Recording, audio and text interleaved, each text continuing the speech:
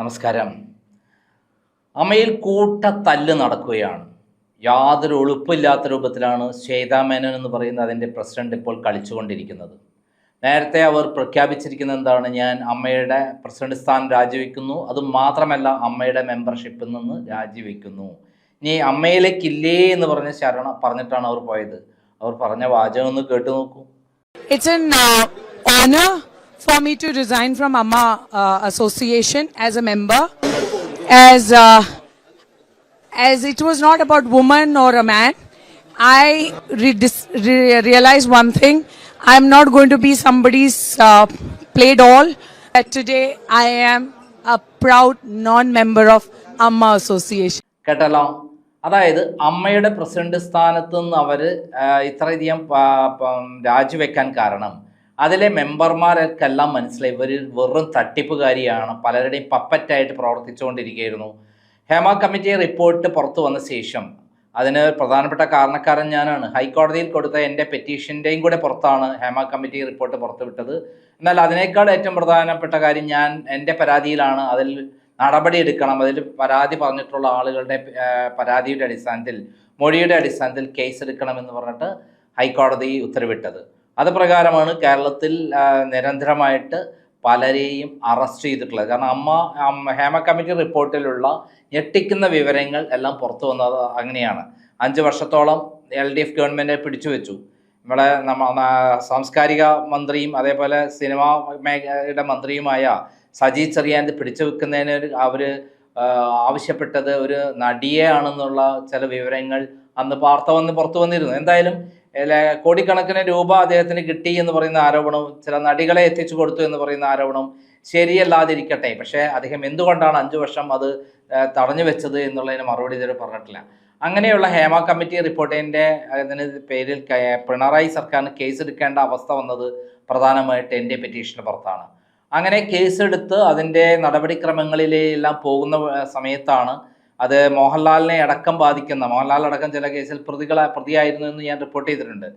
അങ്ങനെ ഉള്ള കാര്യത്തിൽ നിന്ന് രക്ഷപ്പെടാൻ വേണ്ടിയിട്ടാണ് മോഹൻലാലും മമ്മൂട്ടി അടക്കമുള്ളവരുടെ പപ്പറ്റായിട്ട് ശ്വേതാ മേനോനെ കൊണ്ടുവരുന്നത്.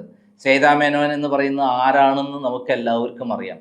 മുമ്പ് കോഴിക്കോട് ബിലാത്തിക്കുളത്ത് അവരുടെ നാട്ടിൽ ജനങ്ങൾ തന്നെ അവിടെ വലിയ പ്രശ്നം ഉണ്ടാക്കുകയും അടക്കാവ് പോലീസ് സ്റ്റേഷനിൽ എത്തുകയും ഒക്കെ ചെയ്തിട്ടുള്ളതാണ്.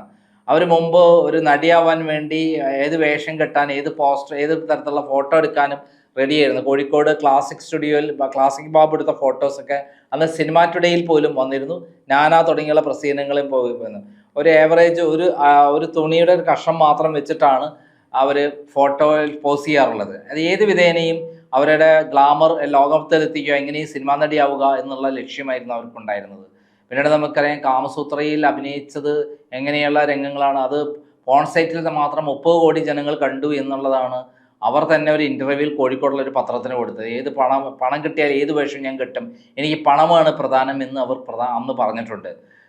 എനിക്ക് ജീവിക്കാനുള്ള അറിയാം, ഞാൻ വേഷം കിട്ടുന്നത് എൻ്റെ പണം ഉണ്ടാക്കാനാണ് എന്ന് കൃത്യമായി പറയുന്ന അവർ അത് അങ്ങനെ തന്നെയാണ് പിന്നീട് അത്തരം സിനിമകളിൽ അഭിനയിച്ചിട്ടുള്ളത്. രതി നിർവേദം പോലുള്ള സിനിമകളിൽ അവർ അഭിനയിച്ചുള്ളത്. ഇതൊന്നും എനിക്കൊരു പ്രശ്നമല്ല എന്നുള്ളതിൽ അങ്ങനെ ഇത്തരത്തിലുള്ള അശ്ലീല ചിത്രങ്ങൾ അശ്ലീല ഭാഗങ്ങളെ അഭിനയിക്കാൻ പറ്റുന്ന ഒരാളാണ് അവരെന്ന് തെളിയിച്ചിട്ടുള്ളതാണ്. ഇതൊന്നും നമ്മുടെ ഇതിൽപ്പെട്ട സിനിമയിൽ അത്തരം രംഗങ്ങളിൽ തുടർച്ചയായിട്ട് അവർ അവതരിപ്പിക്കുകയും അത്തരം രംഗങ്ങൾ ഈവൻ പ്രസവം പോലും അവർ പച്ചയായി കാണിച്ചിട്ടുള്ളതാണ്. അങ്ങനെ ഒരു മടിയില്ലാത്ത ഒരു ലേഡിയായിരുന്നു ശ്വേതാ മേനോൻ. എന്നാൽ അവർ നടത്തിയ ഇൻ്റർവ്യൂവിൽ പറഞ്ഞ കാര്യങ്ങൾ ഞാൻ ഒരു വീഡിയോ ചെയ്തപ്പോൾ അവരെ കൈവശം പോലും ഉണ്ടാവില്ല. പണ്ട് അവർ ഇൻ്റർവ്യൂവിൽ കൊടുത്ത കാര്യമാണ് ഞാൻ എടുത്തിട്ട് കൊടുത്തത്. അതിൽ എൻ്റെയും ഇൻ്റർവ്യൂ ഉണ്ടായിരുന്ന പത്രത്തിൽ. അങ്ങനെ ഞാൻ എന്ത് ചെയ്തു, അത് പബ്ലിഷ് ചെയ്തപ്പോൾ അവരെന്ത് ചെയ്തു, മമ്മൂട്ടി മോഹൻലാൽ അടക്കമുള്ള ആളുകൾക്ക് എന്നെ കൊടുക്കണം. കാരണം ഞാൻ ഈ അമ്മയുടെ ഹേമ കമ്മിറ്റി റിപ്പോർട്ടിലെ ഇത് പുറത്തു കൊണ്ടുവരാൻ ഫൈറ്റ് ചെയ്ത ഒരാൾ രൂപത്തിൽ എന്നെ എങ്ങനെയും കൊടുക്കണം. അതിന് ശ്വേതാ മേനോനെ ഉപയോഗിക്കുകയും കള്ളക്കേസ് കൊടുക്കുകയും പിണറായി വിജയൻ ഇടപെട്ട് എന്നെ കള്ളക്കേസിൽ അറസ്റ്റ് ചെയ്യുകയും 2 ദിവസം ജയിലിൽ കിടക്കുകയും ചെയ്തു. ജയിൽ കടന്നു എന്നെ ബാധിക്കുന്ന പ്രശ്നമല്ല. തിരിച്ച് ഞാൻ ഇപ്പോൾ കേസ് കൊടുത്തിട്ടുണ്ട്. അതിൽ തിരിച്ച് നഷ്ടപരിഹാരത്തിന് ഞാൻ കേസ് കൊടുക്കും. കേസ് വാഷ് ചെയ്ത് കഴിഞ്ഞാൽ അതിൽ ഏറ്റവും ചുരുങ്ങിയ ഒരു 5 കോടി റുപ്യയ്ക്ക് ഞാൻ ശ്വേതാ മേനോനെതിരെ കേസ് കൊടുക്കുമെന്നുള്ള കാര്യത്തിൽ സംശയമില്ല. പക്ഷെ അവരൊരു തട്ടിപ്പുകാരിയാണെന്ന് ഇപ്പോൾ ആരാ പറയുന്നത്? അവരെ കൂടെ ഉണ്ടായിരുന്ന അന്ന് അവർക്ക് വേണ്ടി സപ്പോർട്ട് ചെയ്തിരുന്ന ആളുകളാണ്. ബാബുരാജ് എന്താണ് പറഞ്ഞത്? അവസാനം അവർ ഒരു മാർട്ടിൻ എന്ന് പറയുന്ന ഒരാൾ കൊടുത്ത കേസ്, അത് അവർ തന്നെ സ്വയം ഉണ്ടാക്കിയൊരു കേസാണ്. അവർക്ക് ഇമേജ് ഉണ്ടാക്കാൻ, അവർ വിക്റ്റിമാണ് എന്ന് കാണിച്ച് വലിയ പബ്ലിസിറ്റി ഉണ്ടാക്കി എല്ലാവരുടെയും കയ്യടി വാങ്ങാൻ വേണ്ടിയിട്ടാണ് അത് അവരുണ്ടാക്കിയത് എന്നാണ് ബാബുരാജ് പറഞ്ഞത്. ഇത് എല്ലാവരും ഏറ്റെടുത്തു. സിനിമ അമ്മ എന്ന സംഘടനയിലെ പ്രമുഖരായ ആളുകളെല്ലാം ഏറ്റെടുത്തു. ഇവർ ഗുഡ് ഫോർ നത്തിങ് ആയിരുന്നു കഴിഞ്ഞ കുറേ കാലമായിട്ട്. 10 മാസം കൊണ്ട്, അതായത് 36 വർഷം കൊണ്ട് ഉണ്ടാക്കി എട്ടിപ്പടുത്ത അമ്മ എന്ന സംഘടനയെ അലങ്കോലപ്പെട്ട് അടിച്ച് പിരിഞ്ഞ് തല്ലി തകർത്തതിൻ്റെ പരിപൂർണ ഉത്തരവാദി ആരാണ്? ശ്വേതാ മേനോനാണ്. അവരുടെ 10 മാസം കൊണ്ടാണ് ആ സംഘടന അതിനെ അടിച്ച് പിരിയാനും തമ്മിൽ തല്ലാനും യോജിപ്പില്ലാതെ മുന്നോട്ട് പോകാനുള്ള ഒരു അവസ്ഥ എത്തിയത്. അങ്ങനെയുള്ള ആൾ നേരത്തെ ഞാൻ രാജിവെച്ചു എന്ന് പറഞ്ഞു. പിന്നീട് ഒരു പോസ്റ്റ് ഇട്ടിരുന്നു, ക്രൈം നന്ദകുമാറിനെ അടക്കം ഉപയോഗിച്ച് എന്നെ മോശപ്പെടുത്താൻ ശ്രമിച്ചു. ക്രൈം നന്ദകുമാർ ഒരു കാര്യം പറഞ്ഞാൽ അത് 100% സത്യമാണ്.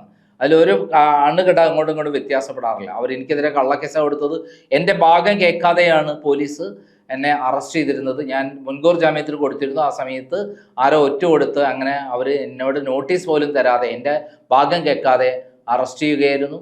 ആ അറസ്റ്റ് ചെയ്തതിലൊന്നും എനിക്ക് പ്രശ്നമില്ലാന്ന് ഞാൻ പറയുന്നത് എന്താ വെച്ചാൽ, തിരിച്ച് ഇതേപോലെ ഞാൻ കള്ളക്കേസ് എടുത്തതിന് തിരിച്ച് കേസ് കൊടുത്തിട്ടുണ്ട്, നഷ്ടപരിഹാരത്തിനും കൊടുക്കുന്നുണ്ട്. അത് വിധി വന്നു കഴിഞ്ഞാൽ ഉടൻ നഷ്ടപരിഹാരത്തിനും കൊടുക്കും എന്നുള്ളതാണ്. അപ്പോൾ അതുകൊണ്ട് അത്തരം കാര്യങ്ങളൊന്നും പ്രശ്നമില്ല. ഞാൻ ശ്വേതാ മേനോനെ പറ്റി പറയുന്ന കാര്യങ്ങൾ ഇപ്പോൾ വസ്തുതാപരമായിട്ട് അതിലുള്ള നടിമാരും നടന്മാരും ഒക്കെ വിളിച്ചു പറയല്ലേ. അവരിപ്പം പറയുന്നത് എന്താ, മമ്മൂട്ടി മോഹൻലാലും പറഞ്ഞു എന്നോട്, അതുകൊണ്ട് ഞാൻ വീണ്ടും അമ്മയുടെ പ്രസിഡന്റായി നിൽക്കുന്നു എന്നാണ്. അപ്പോൾ നേരത്തെ അവർ രാജിവെച്ചു, അംഗത്വം പോലും രാജിവെച്ചു എന്ന് പറയുന്നത് എന്തടിസ്ഥാനത്തിലാണ്? അത് പറ്റിക്കലാണ് അവരുടെ പരിപാടി എന്നുള്ളതാണ് സത്യം. അതായത് അവർക്കൊരു വ്യക്തിത്വമില്ലാത്ത ഒരു കഥാപാത്രമാണ്. അമ്മയുടെ പ്രസിഡന്റ് സ്ഥാനത്ത് അലങ്കരിച്ചിരുന്ന മധു, അതേപോലെ മോഹൻലാൽ, ഇന്നസെന്റ് തുടങ്ങിയ പ്രഗത്ഭരായ ആളുകളാണ് അമ്മയുടെ പ്രസിഡന്റ് സ്ഥാനം അലങ്കരിച്ചിരുന്നത്. അതുകൊണ്ട് തന്നെ ഒരു വിലയുണ്ടായിരുന്നു. ഇപ്പോൾ കാമസൂത്രയിലും ഇതിലൊക്കെ അഭിനയിച്ചിട്ടുള്ള അവരെ സംബന്ധിച്ചിടത്തോളം അവരുടെ വാക്കിന് ഒരു വിലയുമില്ലാത്തതിൻ്റെ കാര്യം കൃത്യമായി അവർ തന്നെ തെളിയിച്ചു. ആദ്യം രാജിവെച്ചു എന്ന് പറഞ്ഞു, ഇപ്പോൾ രാജിവെച്ചില്ല എന്ന് പറഞ്ഞു. അതിനർത്ഥം ആ അമ്മയുടെ സംഘടന ചിലരുടെ പപ്പറ്റായിട്ട് അവർ പ്രവർത്തിച്ചു എന്ന് തന്നെയാണ്. ആദ്യം അങ്ങനെയല്ല എന്ന് പറഞ്ഞെങ്കിലും സത്യത്തിൽ അത് തന്നെയാണ് എന്ന് വേണമെങ്കിൽ നമുക്ക് അവർ ഇന്ന് പോസ്റ്റ് ചെയ്ത കാര്യത്തിൽ പറയുന്നത്, അമ്മയിലെ ചില തർക്കങ്ങൾ മുതലെടുത്ത് അമ്മയെ ഹൈജാക്ക് ചെയ്യാനുള്ള ചിലരുടെ ശ്രമം കോടതി ഇടപെട്ട് തടഞ്ഞിരിക്കുകയാണ്. അവർ പോയി ഒരു കേസ് കൊടുത്തു. അമ്മയിൽ അവർ ശരിക്ക് റെസിഗ്നേഷൻ കൊടുത്തിരുന്നില്ല, രാജിക്കത്ത് കൊടുത്തിരുന്നില്ല. പകരം പത്രക്കാരോട് പറയുകയാണ് ചെയ്തത്. ഇതിനിടയിൽ അഡ്ഹോക് കമ്മിറ്റി ഉണ്ടാക്കുകയും രമേശ് പിഷാരടി അതിനെ ചെയർമാൻ ആക്കുകയും ചെയ്തിട്ട് അത് മുന്നോട്ട് പോവുകയായിരുന്നു. ആ സന്ദർഭത്തിലാണ് അവർ രാജിവെച്ചില്ല പറഞ്ഞിട്ട് മുനിസിപ്പൽ കോടതിയിൽ നിന്നൊരു ഉത്തരവ് അടിക്കുന്നത്. ഇതൊക്കെ ആർക്കും കഴിയാവുന്നതാണ്. കോടതിയിൽ ഇങ്ങനെ ഒരു ഇത് ഉണ്ടാക്കാൻ വലിയ ബുദ്ധിമുട്ടൊന്നുമല്ല. കാരണം അവർ രാജിവെച്ചില്ല എന്നുള്ള റെക്കോർഡാണ് ഉള്ളത്. അവർ പറഞ്ഞത് സത്യമാണെന്ന് വിശ്വസിച്ചിട്ടാണ് ഇത്രയും കാലം എല്ലാവരും എല്ലാവരും പറ്റിച്ചിരിക്കുകയാണ്, വഞ്ചിച്ചിരിക്കുകയാണ് ശ്വേതാ മേനോൻ. അതിൻ്റെ ഭാഗമാണ് ഇന്ന് മാലാ പാർവതിയൊക്കെ പത്രസമ്മേളനം നടത്തിയിട്ടുള്ളത്. രാജിവെക്കരുതെന്നും എൻ്റെ നിലപാട് ഉറച്ചു നിൽക്കണമെന്നും പോരാടണമെന്നും എന്നോട് പറഞ്ഞ മമ്മൂക്കയ്ക്കും ലാലേട്ടനും ഈ പോരാട്ടത്തിൽ എനിക്കൊപ്പം ഉറച്ചു നിന്ന എല്ലാ അമ്മ മെമ്പർമാർക്ക് എൻ്റെ ഹൃദയം നിറഞ്ഞ നന്ദി. ഓടിയിളക്കി വന്ന 10-15 പേരല്ല അമ്മ എന്ന ഇങ്ങനെ ഫങ്ഷൻ ചെയ്യണമെന്ന് തീരുമാനിക്കേണ്ടത്. അമ്മയുടെ ഭൂരിപക്ഷം മെമ്പേഴ്സ് അത് തീരുമാനിക്കേണ്ടത്. ശരിക്കും അമ്മയുടെ കമ്മിറ്റിയിൽ വരാൻ ആഗ്രഹമുള്ളവർ ഞങ്ങളെപ്പോലെ ഇലക്ഷന് മത്സരിച്ചാണ് വരേണ്ടത്, അല്ലാതെ പിൻവാതിലൂടെയോ ഓടിയിളക്കിയോ അല്ല എന്ന് ശ്വേതാ മേനോൻ, അമ്മയുടെ പ്രസിഡന്റ്. അപ്പോൾ ഇന്നലെ വരെ അമ്മയുടെ പ്രസിഡന്റ് അല്ല, ഞാൻ രാജിവെച്ചു, മെമ്പർമാരായ ഒക്കെ പോയി, ഈ മെമ്പർഷിപ്പ് രാജിവെച്ചു എന്ന് പറയുന്ന ശ്വേതാ മേനോന്റെ വാക്കിന് എന്തു വിലയാണുള്ളത്? അമ്മ എന്ന് പറയുന്ന മഹത്തായ ഒരു സിനിമാ സംഘടനയാണ്. അതിന് കേരള സമൂഹത്തിൽ വലിയ പേരും പ്രശസ്തിയുമുണ്ട്. വലിയ കർമ്മങ്ങൾ ചെയ്യാനുള്ള അവർക്ക് ധാരാളം അവസരങ്ങളുണ്ട്. അതിന് ഒന്നിനും കൊള്ളാത്ത, ചുക്കിനും ചുണ്ണാമ്പിനും കൊള്ളാത്ത രാജിവെച്ചില്ല എന്ന് സ്വയം പറഞ്ഞ് ആ പ്രസ്ഥാനത്തെ തന്നെ നശിപ്പിക്കുന്ന ഇത്തരത്തിലുള്ള വിത്തിക്കണ്ണികളാണ് ശരിക്കും ആ അമ്മയ്ക്ക് ഇപ്പം ഭാരമായിട്ടുള്ളത്. ഭൂരിപക്ഷം വരുന്ന അമ്മയിലെ അംഗങ്ങളും ഈ നടപടിയിൽ അസംതൃപ്തരാണ്. അവരൊരു പൊട്ടിത്തെറിയുടെ വക്കിലാണ്. ഏത് സമയത്തും ആ അമ്മ എന്നുള്ള സംഘടന അടിച്ച് പിരിയും എന്നുള്ള അവസ്ഥയിലേക്ക് എത്തിച്ചതിൻ്റെ യഥാർത്ഥ ആളായ ശ്വേതാ മേനോൻ വീണ്ടും രംഗപ്രവേശനം ചെയ്തിരിക്കുകയാണ്. ഇനി എന്തായാലും വാർത്തകൾ കൊണ്ട് നിറയും അമ്മ. അതായത് സിനിമയിൽ അഭിനയിച്ചുള്ള വാർത്തകളാണ് നമുക്ക് മാക്സിമം കിട്ടാറുള്ളതെങ്കിൽ ഇപ്പോൾ അമ്മ എന്ന് പറയുന്നത് ഒരു വാർത്തയുടെ സോഴ്സായി മാറിയിരിക്കുകയാണ്. അതിന് കാരണം ശ്വേതാ മേനോനാണ് എന്നുള്ള കാര്യത്തിൽ യാതൊരു സംശയവുമില്ല. അവർ ഒരു കാര്യം പറയാം, അവരിരിക്കുന്നിടത്തോളം കാലം ആ സംഘടന അടിച്ച് പിരിഞ്ഞ് ഇല്ലാതാകും എന്നുള്ള കാര്യത്തിൽ യാതൊരു സംശയം വേണ്ട. നന്ദി, നമസ്കാരം.